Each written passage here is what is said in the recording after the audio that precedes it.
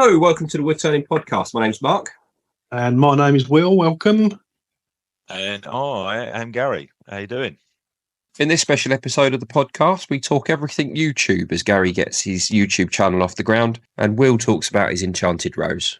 Evening, guys. How are we tonight? Hi, guys. How's it going? Super duper. Thank you. How are you? Just the usual. Silly season still for me. So it shows lots and lots of shows, doing all sorts, little projects done here and there, but mostly it's at events, trying to make as much money as I can. You guys? Beavering away in the garage. Released the Enchanted Rose the other day. That's kind of doing okay. I've got a little thing about your Enchanted Rose video. So I feel that you could have done that video in 2 minutes, and in real life that would have been just a day or two. As you took it out of the mould, it was perfect. The resin was crystal clear. You could have just tidied one end up. Yeah, true. Well, instead of spending a whole weekend polishing it. When it came out of that mould, it was already crystal clear because of the way that resin moulds. Yeah, it's nice. It was already, and then you just had at it, and I was like, oh. And then 8 minutes into the video, towards the end, I was like, yeah, that's stunning. That is absolutely stunning. I really quite enjoyed that video of yours. Yeah, I quite enjoyed making it. It's not perfect, that's for certain. The rose is a bit big, to be honest, and actually it could do with more height on it. Really? I mean, we don't get a proper scale on the video, really. No, but yeah, it's great. Yeah, polished up nice. I'm quite happy with it, and I really enjoyed doing it. So that's good. Kind of be more like that. Have you sent it to the customer? Did you have? No, she's got AWOL, so. All right. Okay. Yeah. So. Thanks for no that. idea what's going to happen there. So now go on the website. It might come out. That would work. I'm not. My favourite bit, thinking about it, which I thought was a really good idea, and it looked the nuts, was the actual little knobby bit on the top. Yeah, you like the top of a cloche. Yeah, mate. That just finishes it off, doesn't it? Just to make it look like you can just pull the glass off the top. Yeah, the way it curves. Some serious sanding that did that little knob bit. Yeah.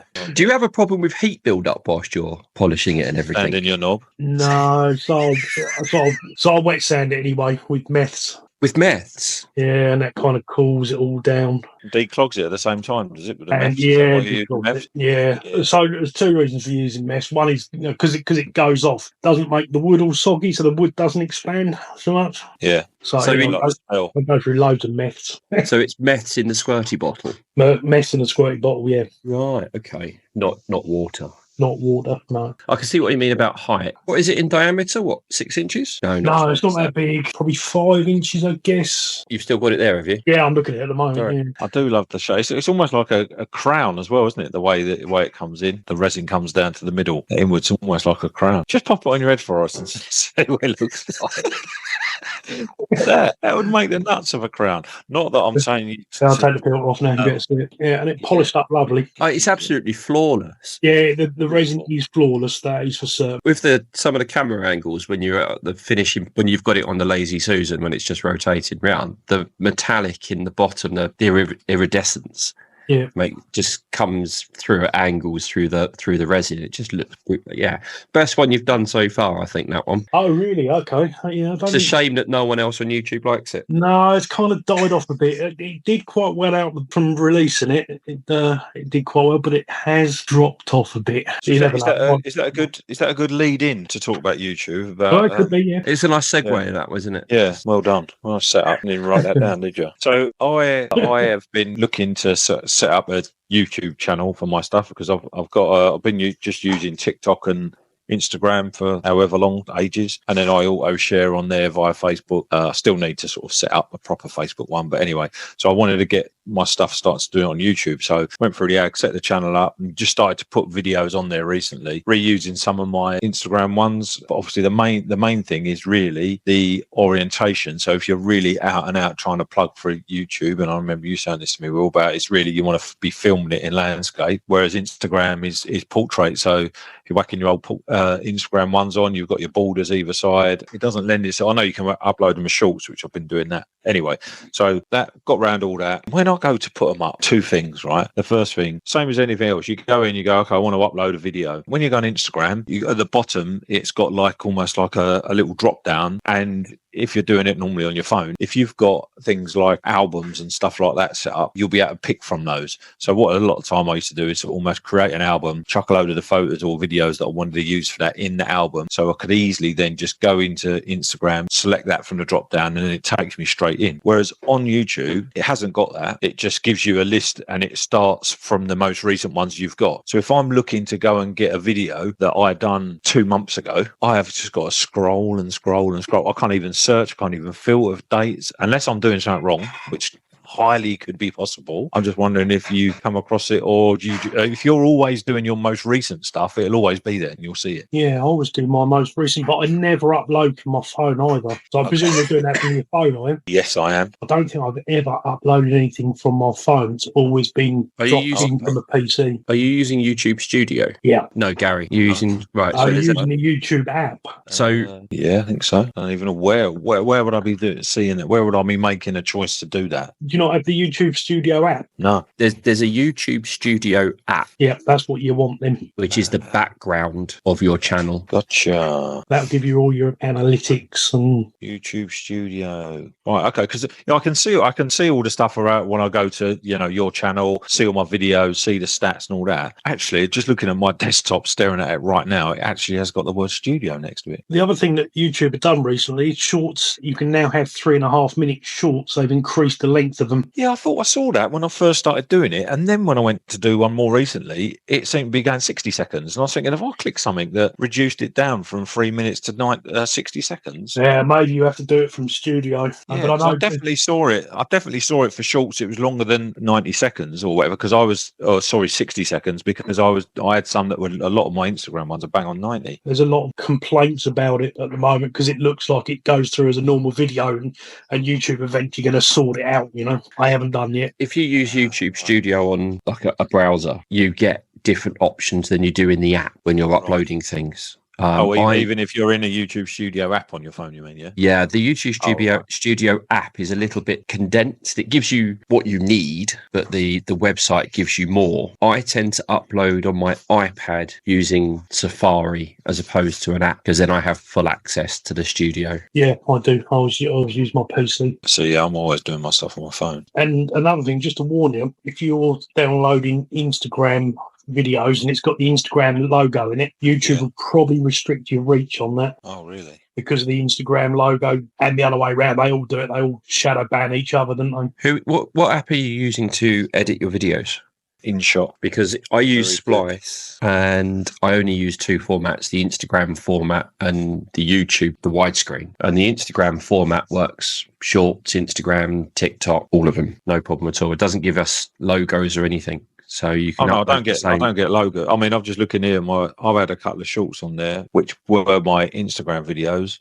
12,071. The other one 11,779. 2,200. A couple of little tips I would suggest as you start growing your YouTube channel, and I'm not sure if Will does this. You want to put yourself a logo as a watermark in all your videos, including your shorts, and have a sticker on your lathe so your logo is in the background. Can't be edited out easily. Now, when like your coloured pencil and resin candlesticks one, you're standing there, so your name and everything's on your schmuck. So they can't edit that out. But if then someone goes to pinch your videos or pinch your photos and whatever, your logo is still there in the background. So both my lathes have got one of my little stickers just underneath or somewhere on the head unit. So when I've got videos, it's a good point about my thingy, because I tend to be in mine quite a lot. So yeah, mine's actually yours is okay. It is. It's YouTube that will flag, or Facebook that'll flag up as for copyright, and you can ask for it to be taken down. I mean, I was quite a few. I was on Instagram the other day, and someone had flagged an account that was stealing people's content. Yeah. And they were doing their best to claim it was them until they showed the underside of a bowl, which clearly showed a maker's mark that wasn't them. Now, not everything I do has a maker's mark on the bottom, but almost everything.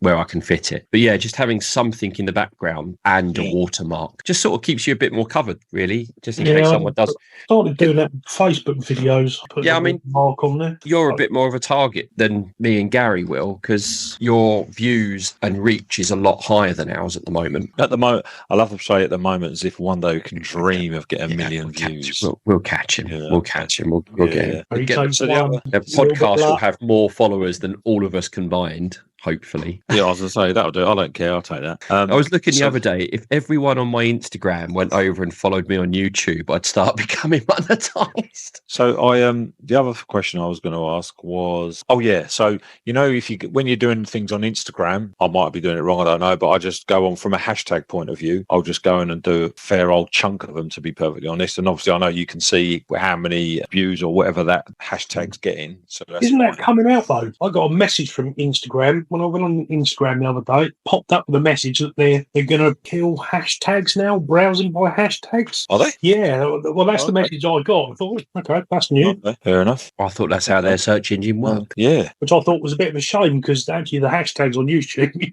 on Instagram, are actually quite useful. Yeah. I released 2 posts recently, episode 7 and episode 8 for the podcast. Episode 7 reached not a lot of people at all, 27. And then episode 8, with the hashtags and everything, reached 328. So going back to my other thing. So when you're doing YouTube, do you use hashtags in the same way? And is there a sort of like a best way to, best number, like don't over-egg it with bloody 40, for example, but don't undercut it? YouTube puts text restrictions on anyway, so there are title restrictions on the amount of characters you can use, as well as in the description. The description, I think, is 2,000 characters. Yeah, but what the number of hashtags? I mean, as in, there's no restriction. To put 3.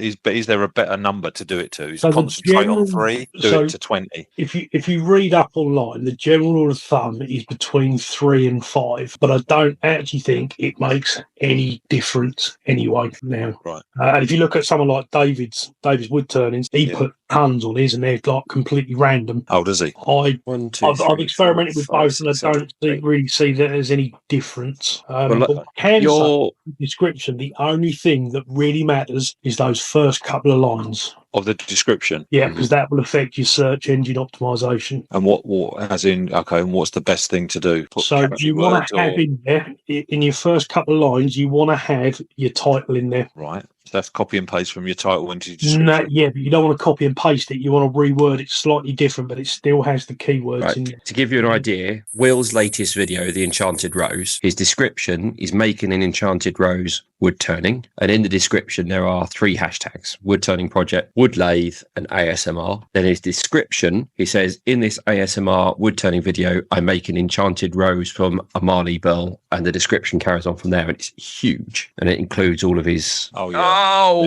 sponsorship. That's then you can pull your links in there, because YouTube doesn't care about that. Only really cares about the first couple of paragraphs. They are your key bits of text. When you're in YouTube as a viewer of YouTube, when you look at a video, you've got a title, and then it will only show you the first couple of lines. And if you haven't hooked someone on those first couple of lines, and the picture doesn't look like it's something they want to watch, they're gone. So that's what you're talking about people biting on it, as opposed to any sort of like systematic stuff that's going on in the background. Yeah. And then obviously from so the YouTube hashtags work in the same way as Instagram. Then you can have people who are searching for specific hashtags. You can, yeah, Right. You can. Okay. Sure. The best way to do it, go and have a look through David's Woodturning and Will's YouTube as a viewer, and you'll see all the bits that pop up. And they're sort of, don't copy their format necessarily, but they are kind of structured the same. So I put like a couple of lines of text, then a call to statement, leave a message or watch this, and then you'll also find there's also a first comment by the creator of the video. So the first comment, the pinned comment, is from Will or from David, whoever. Yeah, pin a comment and just put thanks for watching. Blah, if you liked it, subscribe, blah blah, pin it. Oh, right, that's what you mean. Just whack a comment on this straight away of your own as soon as you put it up. You can't do that if you're scheduling posts. You have to wait for them to be released. you do. But you've got to remember to go back in. Okay, fair dues. And obviously everything we've said sort of does relate to both shorts and longs, but shorts not so much, because shorts, people literally write down the title and the description either, have you? Yeah, shorts is a little bit more random, so it doesn't really matter so much. Shorts is YouTube's version to TikTok. Yeah. It's as simple as that. It's people just scrolling through. One to do actually, so I'll when I get that finished off, I shall use the new approach and see what happens. I've got one video I'm currently editing. Annoyingly, I couldn't transfer it over to my iPad, so I'm having to do it on my phone. Trying to edit a long format video on a phone is not the easiest thing for me. But I've got 10, maybe 15 shorts waiting to be scheduled. Yeah, cool. And they go out every Wednesday. I try and put a post out on Instagram, a reel out on Instagram, Facebook and YouTube every Wednesday at the same time, just as a continuous. Yeah, consistency is good.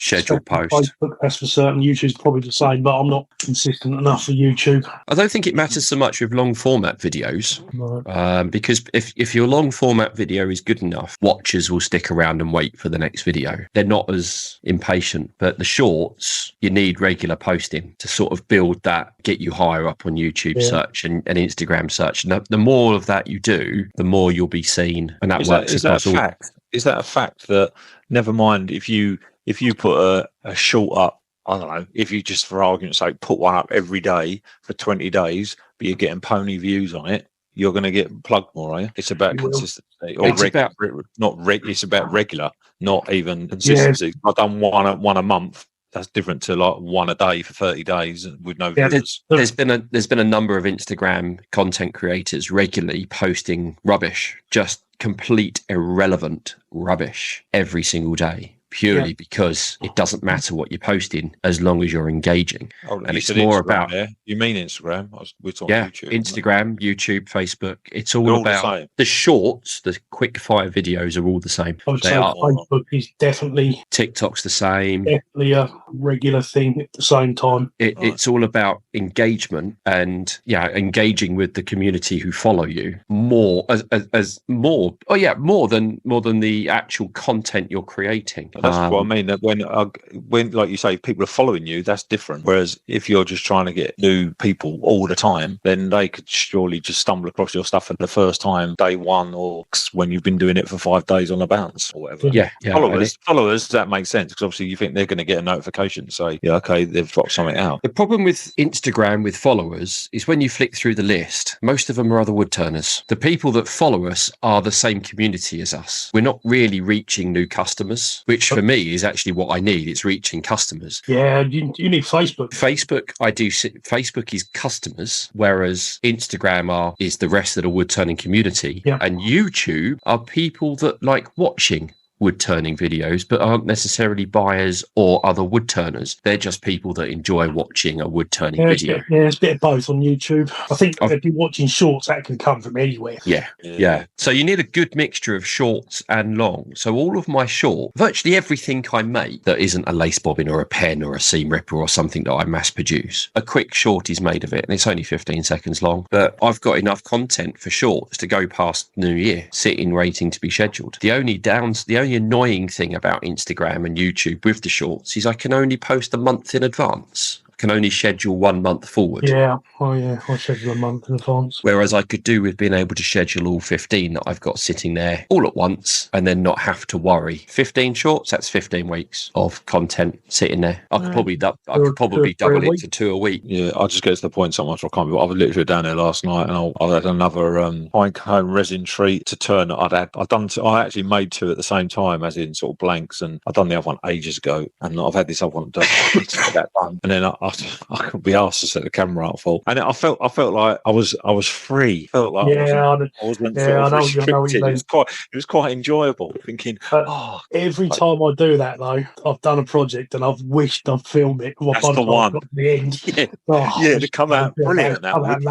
Exactly. All you got is a bunch of stills from it. The problem I have is space on my phone, because I know Will does the editing on his computer, and with a proper camera. The pair of us have got phones, and I'll get halfway through a project and then check my phone, and it'll be like I've not recorded anything. So the latest video I'm currently hashing together will stop and go to the finished product, even though there's at least 2 hours worth of footage missing because I ran out of space on my phone doing it. So I get that quite a bit, and that frustrates me. So I'm going to finish editing this long one I'm doing now, clear the phone down. And then I've got 2 or 3 I've got sitting out in the workshop waiting. I've got some pine cones I want to set in resin and a couple of bigger bowls and plates for next month's competition. Do you keep a content schedule? Keep track of what goes where? Just out of interest? No. I delete the video once I've put it up. Yeah. I haven't got room for it all. Do you keep all your videos? Oh, yeah. They're gold. How many terabyte hard drives have you got sitting on the side there full of... Probably filled up about 6 or 7 terabytes, I guess. It looks like a shed in his garden, but that's just one massive half.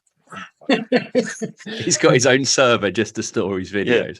Yeah. I wouldn't be surprised if David has, actually. But I keep pretty much everything I post, and I keep a track of whether I put it on the website, or whether it's on YouTube, or it's a short, or it's a Facebook video, or a Facebook reel. So I know where I've got content there if I want to post it. Because you repost as well on Facebook, don't you? Yeah. You don't on YouTube, but you repost on Facebook. So is that just a share forward from the previous post, or is it re-uploading that same video? No, it's Facebook. It has a wicked little feature where you can just repost the video without having to upload it again. Right. So why keep it? It's what makes Facebook great, to be honest. So why keep them all? Posterity? Because I can use them elsewhere. What if something new crops up? Yeah, so that Facebook video. So I do the YouTube video, and then I change it to 9:16, and then reformat it for Facebook in a 3.5 minute video, and then I cut that down again to a minute video to post as a short, which then can go as a Facebook reel if I want it to, or as an Instagram reel, and I can leave a gap. I leave this for a couple of months, then post it. It's like a free post. You haven't seen it for ages. So I've got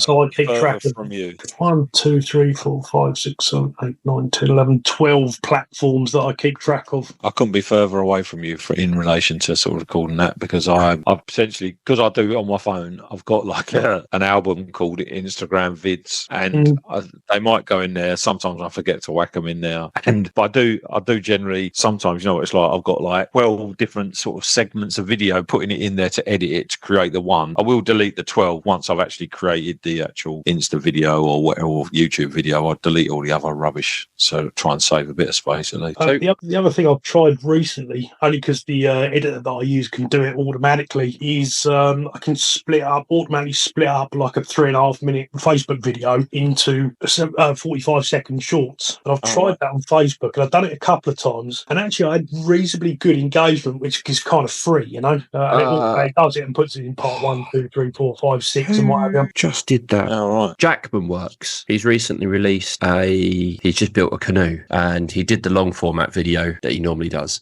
And we saw then stages of that video on Instagram and Facebook. Yeah. So where are these 12 places in the world that you're releasing it? I count 5. Website, YouTube short, Facebook video, Facebook reel, Instagram reel, TikTok, Facebook still, Instagram stills, Pinterest, and how to. How to? Yeah, have you not heard of the how to app? It's something to do with like Maker Central. I was going to say, is that Maker Central? Yeah. Not that I post on there very often. So my plan is, I haven't posted anything on Instagram for ages, and I'll just wait until I get a good collection of shorts, and then I'm going to blitz Instagram here all at once. I see Dave's doing it at the moment, actually doing a very similar thing, and TikTok. Do you get any luck with TikTok, either of you? I tried it and I just sort of I hate it. Good. I'm honest. Nothing major. Mine gets to that point. There seems to be something in there that it might plug it. You can either do really, really rubbish, as in like, in the low hundreds, or it will push it to a certain level. And I would have things that go to literally within 10, like 1900, right? But it'll be like 1940, and another one will be 1942, another one will be 1938. And there's no way that's a coincidence. It must be sort of going, I'll chuck it here, right, I'm giving up on that now. There must be some sort of threshold that it stops at. That sounds very much like my YouTube shorts. I'll give you the last 5 videos: 546, 523, 532, 549, 547. Yeah, that's what I mean. It's weird, isn't it? They've definitely there's something in it, without a doubt. For some reason, someone didn't like one of those videos. They gave me a thumbs down. It was very rude. If you haven't got people sharing them, they'll just die on any platform. Okay. Seems to be all about what video editor do you use on your computer? Me, CapCut. CapCut, that's right. Good. You said last time. I really like it. Really good. I might go slow. Hang on. It's quite quick. Right. How much does that cost? You can either pay for a one-off, or you can do. I'll do 10. It's about 10 a month, $9.99 a month. And you know what? It's worth every penny. You used to use Splice, didn't you? No, I used to use OpenShot, which was a freebie. And that's okay. It's just CapCut does it much quicker, and you get better tools on there. Yeah, I use InShot, similar to OpenShot offs. Yeah, actually, CapCut is quite similar to OpenShot. It's just easier to convert one to the other and do the colour correction, and started doing quite a lot with audio recently, like making the audio sound better. Funny that, as you edit the podcast. Yeah. Yeah. They do CapCut for the phone as well. Yeah, they do. Yeah. Is it all the same? I might stop paying for Splice then. On InShot, I paid it once, I think. Maybe I've done it yearly, actually. I might have done it yearly. But it's only something stupid like 40 quid, but it's so good. Because I only use my phone, I suppose that's why it's good for me. I pay £13 a month for Splice. Yeah, I think I pay 40 quid a year for what's the name InShot. Yes, I might stop paying that then. Just one last thing on the social media. Something that Will does and I've started doing is using AI. So type into the app what you think you want to put, and then it spits out something much more social media friendly. Yeah, I've kind of stopped using that a little bit. Yes, but then you're Oh, that's not true. I've kind of toned the AI-ness down a bit. I'm still copying and pasting every now and again. Some of my long format videos I'm still copying. I'll tell you what is good, though, or it's quite useful, is Hootsuite. I don't know whether you've seen that before, but that will do your AI for you, and you just kind of point it in the right direction. This is my title, this is my description, these are my keywords, this is my call to action. It will rewrite something for you, and it's actually not too bad. What was that? Hootsuite. Hootsuite, yeah, it's free. It's a freebie, but Hoop as in HOOP, hoop as in hula hoop, or hoot as in an owl. Owl as in owl, yeah. Hootsuite, and suite as in a hotel suite. Yes, SUITE. Yeah. And the logo is quite a quirky looking owl with love hearts for eyeballs. They do a description generator. Apparently, IKEA use it. Not sure how IKEA need to use AI for flat furniture. They have a mascot as well. I feel sorry for the guy who's got to dress up as an owl. I'll leave that to one side as well. So we're done with social media? Happy with social? Yeah, I would say so. Or if we completely confused Garry and he's now... I've got the info that I need. Thank you very much for now. Shout if you need a hand, and we'll go through it together if you want. Do you still use the app that tells you how well the video is going to do before you press go? I didn't even know there was an app. I thought you were using... You analysed a couple of my videos. Oh, I can see your search, your SEO scores. That's the one I was thinking of. I can see your SEO scores. And that's quite useful for spying on other people that do really well. See what they're doing. Oh.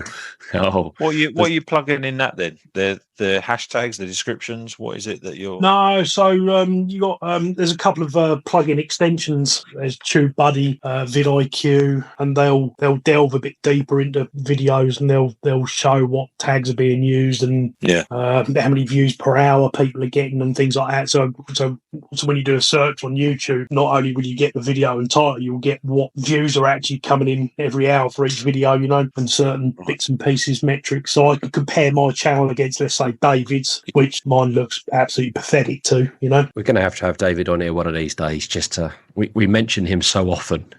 Yeah.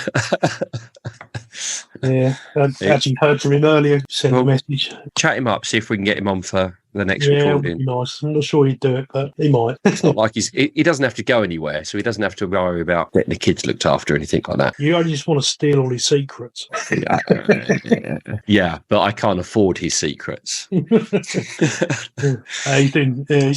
sent a couple of messages earlier. He's doing some pretty cool stuff at the moment. Because he used to pay for that American voiceover thing as well, didn't he? Yeah, there's a site where you can go and get that done. Oh, right, okay. So it's not like an agency thing then? Well, it is. It's kind of an agency that has lots of people that will do stuff for you, whether you want some editing done or you want your logo done and like kind of the intro to a video or things like that. Fair enough. Oh, I have got a little bit of news. So I've been approached by a media company. Oh. Got a little chat with them on Thursday. Are they Chinese-based media company? No idea. Wasn't one of these emails that popped through. We really enjoy your tendering wood-turning video. No. Yeah, no, it's not. No, it's not one of those. And the only reason I know the proper company because I know people that have used them in the past or they've worked with in the past. I won't name anybody, but like, oh yeah, okay, yeah, we'll have this. Yeah, I'll have this conversation. Yeah, why not? And what are you hoping to achieve from it? They'll take over my account. You lazy individual. And do wonders with it. So lazy. We'll get them to do the podcast at the same time. Yeah. If it ever gets any views, then yeah, maybe. Well, if they deal with it, it might get some listeners. No. What do they do? Do they sort of maximise the sort of like the coverage though? Because I suppose ultimately what they'll say to you, well, you just send us all your videos when you've done them, right? And then they'll edit them and create the actual sort of... I'm not sure. I'll probably let you know, and then not the next one, probably the one after that.